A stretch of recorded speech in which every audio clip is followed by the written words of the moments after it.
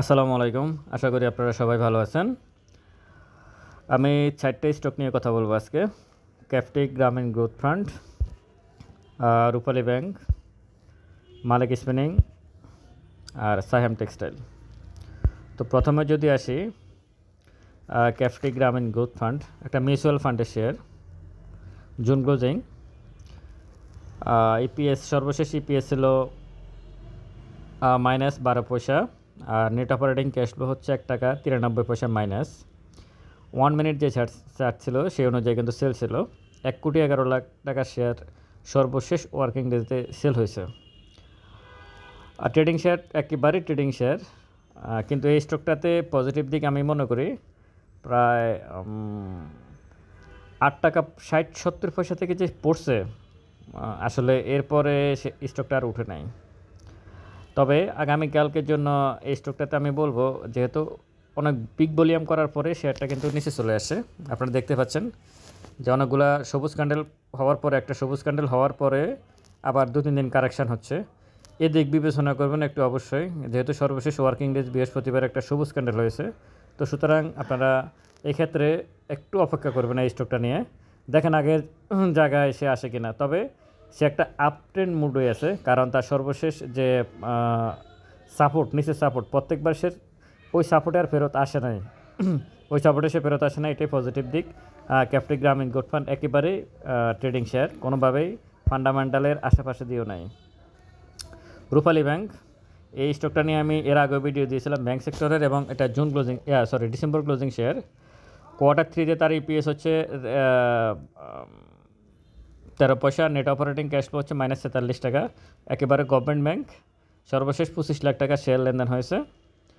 রূপালী ব্যাংকের একটা positive news এখনও আছে, যদিও ওই পজিটিভ নিউজকে কেন্দ্র করে একটু প্রাইস বাড়ছিল, মনে হয় 26-27 টাকা, 26 টাকা 50 পর্যন্ত গিয়েছিল, এরপর আর যায় না ওখানে।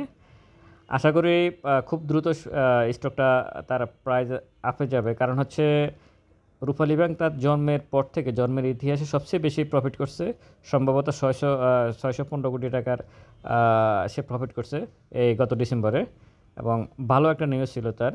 যদিও মার্কেট খারাপ, এই জন্য শেয়ারটা খুব বেশি আপে যেতে পারে নাই। এই স্টকটা অনেকটাই ট্রেডিং স্টক, যদিও ব্যাংক সেক্টর এবং ব্যাংক সেক্টরের মধ্যে খুবই লো ফেড একটা শেয়ার, একেবারে লো ফেড, মানে যেটা বলার অপেক্ষাও রাখে না।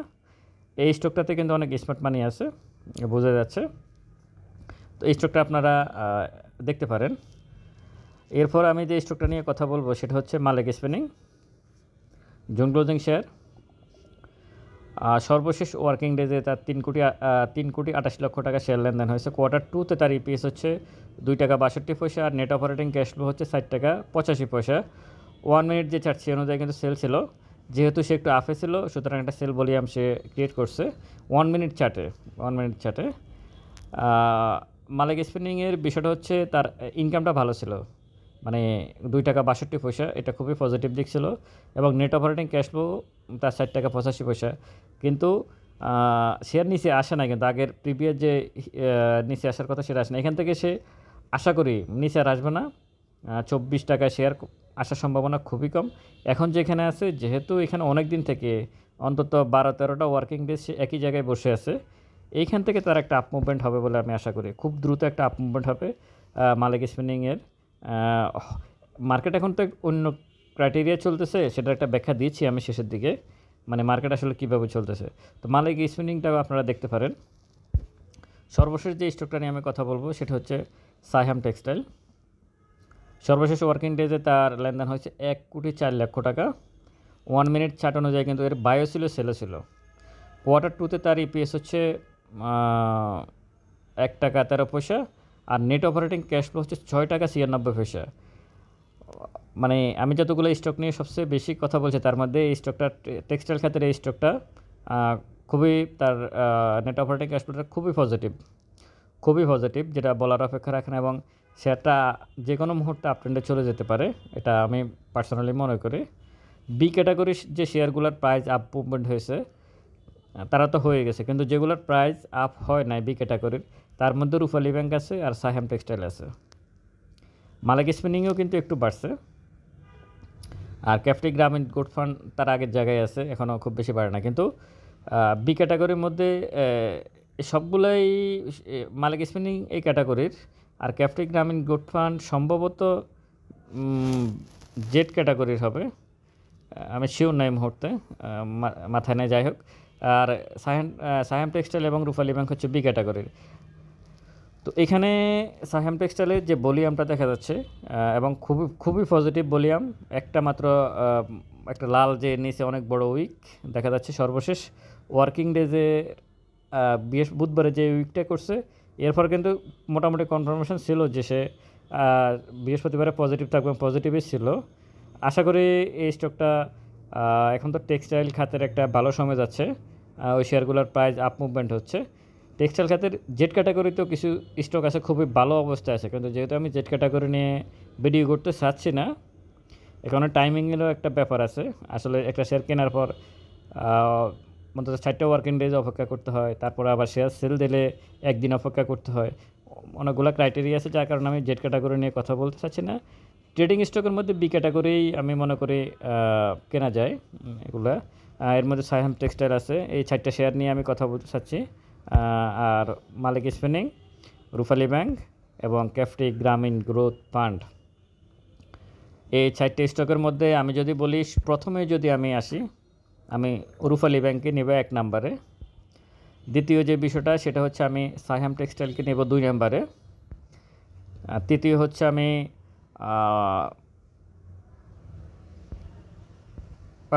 ক্যাফটি গ্রামীণ গ্রোথ ফান্ডকে 3 নম্বরে নেব, আর 4 নম্বরে নেব আমি মালিক স্পিনিংকে আগামী সপ্তাহের জন্য। মানে আগামীকাল তো মার্কেট শুরু হবে, আগামী সপ্তাহের জন্য আমি এই 4টার মধ্যে এইভাবে আমি ক্যালকুলেশন করব। তবে আমি সবচেয়ে ভালো পজিশন আমি তো বললাম রূপালী ব্যাংক এবং সায়াম টেক্সটাইলকে আমি নিতে চাচ্ছি, কারণ তাদের ন্যাব এবং নিউজ দুটোই যেভাবে আছে, তাদের শেয়ারের প্রাইসগুলো ওর কাছাকাছিও বাড়ে নাই।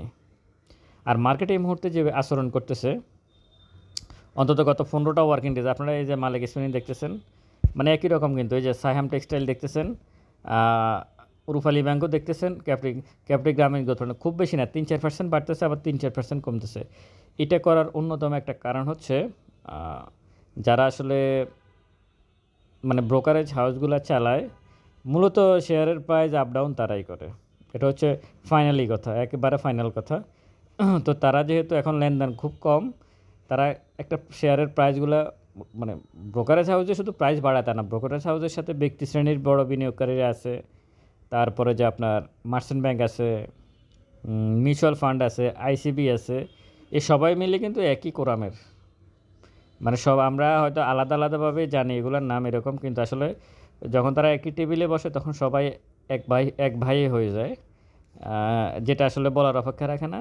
তো এক্ষেত্রে খুব বেশি আপ করতেছে না শেয়ারগুলোকে, কিছুটা আপ করে 4-5%, 6% আপ করে, তারপর আবার ডাউনে নিয়ে আসে, যাতে ট্রেডাররা খুব বেশি অ্যাগ্রেসিভ মুডে থাকে। তো ট্রেডাররা যারা সবসময় ট্রেড করতে চাচ্ছে এবং প্রফিট করতে চাচ্ছে, তো দেখা গেছে 5-10 লাখ টাকা যদি সে বিনিয়োগ করে, দেখা গেছে 20-30 হাজার টাকা লাভ হলেই তাকে ইনফ্লুয়েন্স করা হয় যে তুমি সেল করো, না হলে শেয়ারটার প্রাইস আবার নিচে আসবে। তো সেল করে দেয়, 10 লাখ টাকায় দেখা গেছে কমিশন, হাউজের কমিশন হয়ে যাচ্ছে, তাদেরও চলার মতো ব্যবস্থা হচ্ছে, আবার যে ট্রেডার ট্রেড করতেছে তারও কিছু প্রফিট হচ্ছে। এখন মার্কেট এভাবেই চলতেছে, এইভাবেই চলতে হবে। আপনি একটা শেয়ার কিনে খুব বেশি প্রফিট করবেন, ওখানে যাবে, এটা এই মুহূর্তে ওই ট্রেন্ডটা মার্কেটে নাই। এবং এই ক্ষেত্রে এখন সবচেয়ে বেশি শেয়ারের প্রাইস বাড়তেছে বি ক্যাটাগরি এবং জেড ক্যাটাগরি, এবং যে শেয়ারগুলোর দাম খুবই কম, 5 টাকা, 4 টাকা, 7 টাকা, 8 টাকা, 9 টাকা, এই প্রাইসগুলোর, এই শেয়ারগুলোর দামে কিন্তু বাড়তেছে। এখন যেহেতু এটা আছে, এই বিষয়টা চলতেছে, আপনাকেও এইভাবে এখন চলতে হবে, কিন্তু এটা অভ্যাসে পরিণত করবেন। আমি আগের ভিডিওতে বলছি, এক সময় কিন্তু এই স্টকগুলার আপনি এন্ট্রি নেওয়া যাবে না, এটা হচ্ছে পরিষ্কার কথা। এক সময় কিন্তু এই স্টক আর এন্ট্রি নেওয়া যাবে না। এখন নিতে পারেন, হয়তো ট্রেড করার জন্য প্রফিট করতে পারেন, কিন্তু সবসময় স্টক আপনি এন্ট্রি নেবেন, আপনি ক্ষতিগ্রস্ত হবেন দিন শেষে।